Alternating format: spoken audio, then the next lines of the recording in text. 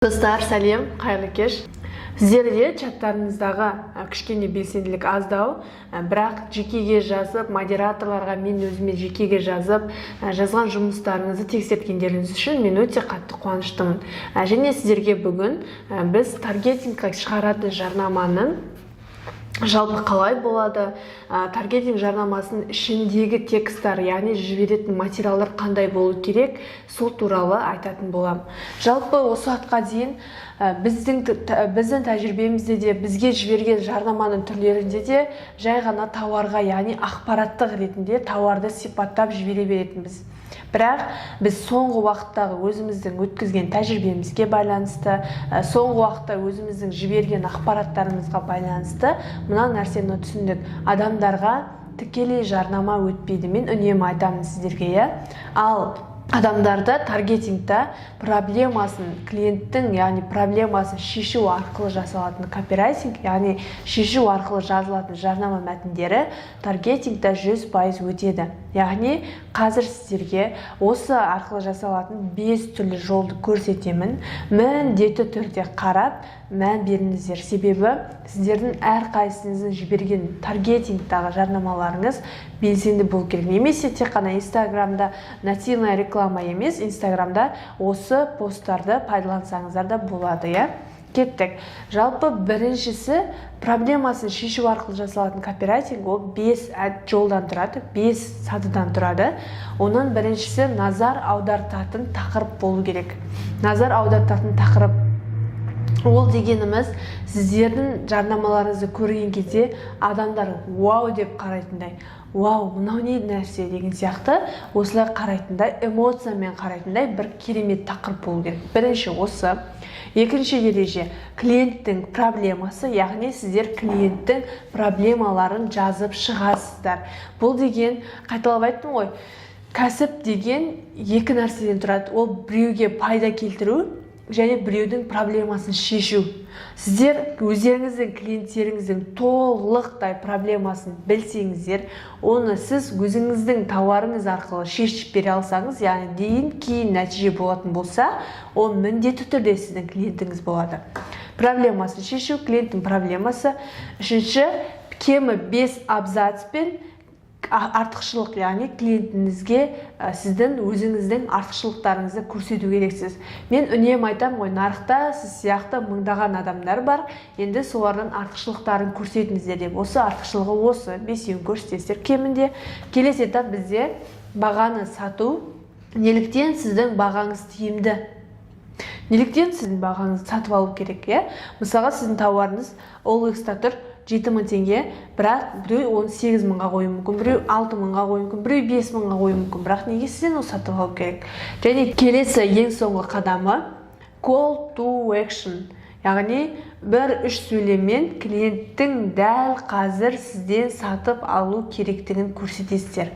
Неге сізден дәл қазір сатып алу керек? Мысалға, ол бір айдан кейін сатып алмай ма, 2 айдан кейін сатып алмай, неге дәл қазір сізден? Кеттік қой, Енді 5-еуін айттым, енді 5-еуіне жеке-жеке тоқталып өтем. Сіздер мұқият қараңыздар. Біріншісі проблемасын шешу арқылы тақырып қоямыз. Енді қараңыздар. Назар аударатын тақырып, біз 100 күндік, біз арнайы челленджға жазған копирайтинг болды. Соны мысал ретінде көрсетеміз сіздерге. Тақырып бұл жерде бір айда күніне 300 теңге төлеп, мінезіңнің кеселдерінен құтыл. Яғни тақырып, ол қалай мысалға, мінезіңнің кеселдерінен құтыл, жаман мінезіңнен арыл деп тұр, бір айда 300 теңге төлеп. Енді клиенттің проблемасы, мұнда қарасаңыздар, жанталасқан өмір, барлығымыз бір жаққа асығып, абыр-сабырда өмір сүріп жатырмыз. Яғни дәл солай ғой, мысалға, проблемасы ол.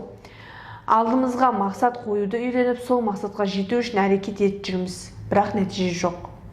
Мінезімізді өзгертіп, эмоциямызды басқарып, табысымызды еселегіміз келеді, бірақ мұнда да нәтиже жоқ. Түрлі тренингтер мен психологиялық кітаптарды оқып өзгеруге әрекет етудеміз, бірақ сол баяғыдай күйбең тіршілік қайта қайталанып жатыр. Бірақ баяғы жартас сол жартас.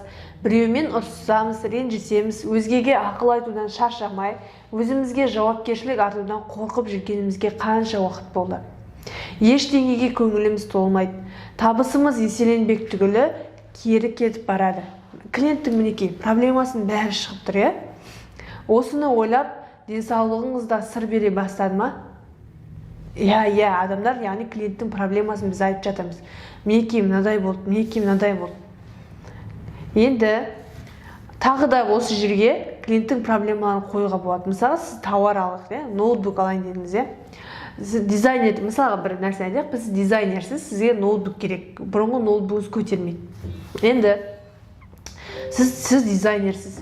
Сіздің қанша жылдан бері еңбегіңіз бір ғана ноутбукқа тіреліп тұр. Яғни сіздің әрбір жасаған жұмыстарыңыз ноутбуктың сапасына, оның характеристикасына, оның жұмыс жасау ұзақтығына тікелей байланысты. Қазір сіздің қолыңызда жаңа ноутбук жоқ болғандықтан клиенттердің алғысын емес, қарғысын алып жатырсыз, жұмыстарды уақытында бітіре алмай жатырсыз, өзіңіздің күткен жаңағыдай түстеріңіз, яғни дизайн жасаған кезде, презентация жасаған кезде, логотип жасаған кезде өзіңіздің ойыңыздағы нәрсені бұрынғыдай түсіре алмай жатырсыз. Осы дәл қазір сондай оқиғалар күн сайын қайталанып жатыр ма сізде деп осылай проблемасын айтады. Сіздерде дәл осы клиенттің кез келген проблемасын жазасыздар, яғни клиенттің проблемасын шешу арқылы жасалатын копирайтинг деген осы. Енді бұл екінші этап, клиенттің проблемасын жазып шықтық. Керемет, Енді келесі, кемі 5 абзацпен тұратын артықшылық. Бұл дегеніміз, енді қараңыздар, сіздің бұл жерде оқиғалар бір-бірімен байланысып келе жатыр, бірақ мен жеке-жеке көрсетіп отырмын. Көрдіңіздер ме? Әрекетіңізді өзгертетін кез келді, артықшылық. 20 жыл бойы әлемдегі үздік нейробиолог мамандардан үйренген тәжірибесімен белгілі бизнес-тренер бөліседі. Мен бөлісіп жатырмын. Мыңдаған адамның өмірін өзгертіп, сырқаттарына жазылтып, бір айда төсек тартып жатқан адамдар орнынан тұрды. Адамдар табысын еселеді. Адамдар қарапайым проблемадан қалай шығудың жолын көрді. Яғни артықшылық осы. Біздің артықшылығымыз осы. Яғни 20 жыл бойы нейробиология зерттеген, 10 мыңдаған адамды өзгерткен, төсек тартып жатқан адамдарды тұрғызды, тек қана психология арқылы. Осылай сіздің артықшылығын көрсетесіз. Бұл жерде артықшылық, сіздерде мен жаңағы айтқандай ғой, басқа да сіздің конкуренттердің артықшылықтарыңызды көрсете берсеңіздер болады. Енді келесі, бағаны сату. Бағаны сату деген неліктен сіздің бағаңыз тиімді? Мен жаңа айттым. Біреуде 5 мың, біреуде 3 мың, біреуде 4 мың деген сияқты. Енді сіздің бағаңыз неге? Сізден дәл қазір алу керек.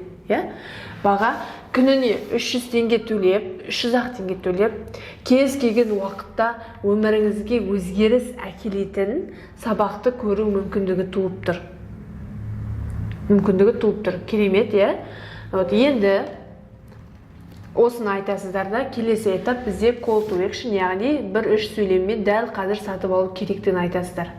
Бағаны сату деген, жаңа қарасаңыздар, күніне 350 теңге төлеп дейді. Мысалға, бұл жерде бір инсайт айтып кетейін сіздерге.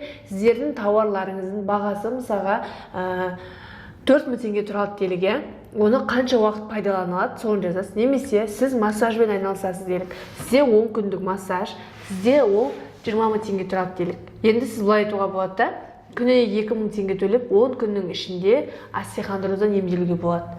Нәтиже 2 сеанстан кейін нәтиже бермесе, сізге ақшаңызды қайтарып береміз деген сияқты. Осылай айтуға болады. Көрдіңіздер ғой? Баға да дәл осылай.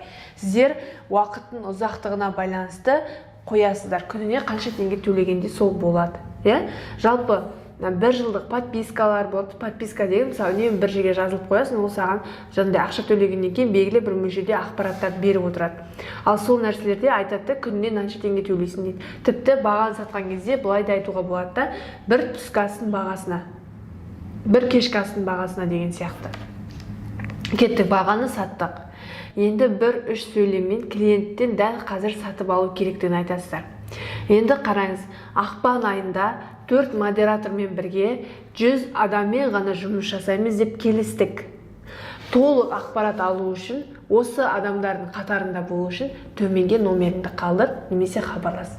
Яғни адам дәл қазір сатып алу керек. Адамды асықтырамыз. Жаңағыдай сөйлемдерден қызықты, саған осылай адамның проблемасын шешеді екен ғой деген кезде, ол уже адам дайын отырады. Енді не істеу керекпін деген сияқты миында ой тұрады. Сол кезде оған темірді қызған кезде соғу керек те. Дәл қазір біз 4 модератормен 100 адаммен жұмыс жасайын деп тұрмыз. Бұл жерге тіпті былай да қосуға болады. Бұндай тренингті біз айына 2-ақ рет өткіземіз, немесе айына 1-ақ рет өткіземіз дегенде адамда уже қызығушылық, анадан дәл қазір мен сатып алу керекпін деген интрига туындайды, ол сізден сатып алады міндетті түрде. Көрдіңіздер ма? Проблемасын шешу арқылы жасалатын копирайтинг, осы таргетингқа осындай жарнамаларыңызды жібере аласыздар. Ал енді таргетингтің форматы қандай болу керек? Таргетингте жүрген кезде әдетте қараңыздар, мен таргетолог емеспін, бірақ мен екі кәсібіме де осы таргетингті қолданып жүргендіктен не өтетіндігін білемін. Енді сіздер таргетингқа арнайы баннермен жасайсыздар. Баннер жасаған кезде сол салаға байланысты суретті қойып, бетіне өздеріңіздің интрига туғызатын тақырыптарыңызды қойыңыздар. Ол адамға міндетті түрде әсер етеді. Адамдар бірінші сөйлемді оқымайды, алдына шыққан жарнаманың текстін көреді. Жарнаманың бетіндегі текстін көреді, яғни баннердің текстін көреді, видеоның текстін көреді деген сияқты. Сондықтан ең бірінші сіздер назар аударатын тақырыпты баннерге жазып қойыңыздар. Ол үшін қазір түрлі бағдарламалар, Krello, Canva.com деген сияқты осындай тегін мүмкіндігі бар бағдарламалар бар. Солар арқылы баннер жасап, мен айтқан нәрселерді қолданып таргетингқа жіберіңіздер. 100% кепілдік берем, ол сіздерге міндетті түрде нәтижесін береді. Жақсы, сау болыңыздар. Бізде соңғы 3-ші сабақ осы. Кері байланыстарыңызды міндетті түрде күтем, үй жұмыстарыңызды күтем, араларыңызда үздік бітіргендерді мен өзімнің командама қосып алатын боламын. Сау болыңыз.